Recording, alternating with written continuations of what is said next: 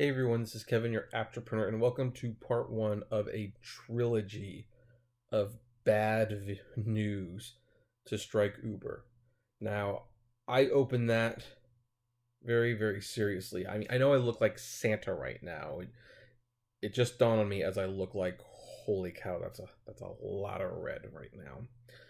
But I am not bringing good tidings of cheer, nor good wishes, nor good news. The news is all bad today. Now, some people might say, well, how is that different from any other day? It's always bad news with you. Do you ever have anything positive to report? And the answer is not much, frankly. Not much. I don't have a lot of positive news to share, I admit. And it's not just because the bad news gets better views, it's because there's not a lot of good news to report. But boy, the news today is bad. Like, it is so bad that I've actually been processing it for the last hour, thinking about what I wanted to say, and I almost wanted to do it all in one video and then explain why it all troubles me so much.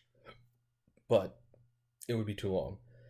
We'd be here for like almost an hour, and the only thing I can do is to split it up. So I am going to be recording this trilogy of bad news, and then I'm going to go to bed. When I wake up, I hope there's not more bad news, but there might be more bad news. It wouldn't surprise me. And if that's the case, then tomorrow there will be a part 4 and a part 5 and maybe even a part 6. I don't know. And then afterwards, or maybe even Saturday, I don't know. No, not Saturday. I won't do it on Saturday. I have something else I want to talk about Saturday. After we have either this trilogy or quadrilogy of videos, there will be an epilogue. And it will be titled, This is the Week Uber Dies. And I am very serious about that, and yes, I am setting it up, and no, we're not going to talk about why. We're just going to talk about the news, and I'm going to just put them in parts 1, 2, 3, and maybe 4, 5, and 6. Who knows? I just don't know. But when I saw this trio of stories, it just dawned on me the company is in such dire straits. But let's start with this one, which is Uber admits 2.7 million UK users affected by data breach. Now, maybe this is old news. I don't know, but I am definitely under the impression we just found out that some of these, some of this information that was stolen and hacked would be from other countries. Now, I kind of half expected it, but if we're just finding out about it now, then,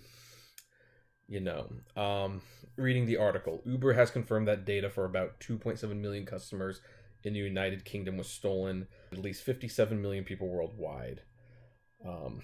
Going down a little bit more, and I'm going to have the full article below this one. I feel safe just skimming. The new revelation about the UK victims of the breach comes via the nation's Information Commissioner's Office, a data protection agency. In a report released today, and this article was written yesterday, so yeah, this seems pretty recent. ICO Deputy Commissioner James Dipple-Johnson wrote that Uber has said that the breach involves names, mobile phone numbers, and email addresses. But the agency is still trying to confirm the scope of the breach. Quote, as part of our investigation, we are still waiting for technical reports, which should give full confirmation of the figures and the type of personal data that has been compromised, Johnson wrote. And responding to the report, I skipped a paragraph, but responding to the report that UK data had been breached, London Mayor Sadiq Khan told The Telegraph, quote, Uber needs to urgently confirm which of their customers are affected, what is being done to ensure these customers don't suffer adversely, and what action is being taken to prevent this happening again in the future. That's the important stuff. Now, the reason we are tackling this first, and the reason why this is going to be the shortest of the trilogy today, is because to a certain extent, this isn't new. There was a data breach, and there were 57 million accounts, and that's all Uber had confirmed at the time. We didn't know if they were all just in the US or if they were international. But now we find out it's international. And for it to be the UK of all things, oh man, after their London license just got pulled. Now, I'm just going to state right now, I know that London is not the UK. I know that. And just like how Manhattan's not New York or Los Angeles isn't California. But here's the thing. The reason this is bad and the reason I have been harping on this is because London is a big part of the UK. And it's what people most regularly associate with the UK. It might not be the UK, but when you think London, you think UK. They just had their operations license suspended. The new CEO traveled abroad, met with people, important people, and those important people were actually very, very impressed with the meetings. And then this happened. And here's the thing. While nothing's been said, Uber is not getting that London license back. They just are not getting it back. No questions asked. They're done there. And there's really only two things that have been profitable for Uber. Uber Eats and the London market. That's the only things Uber's been making money from. And they have just reported a record loss of $1.46 billion this last quarter, which means they might actually be on track to lose more than $4 billion this year, which is not the news new investors want to hear. I'm sure it's not what SoftBank wants to hear.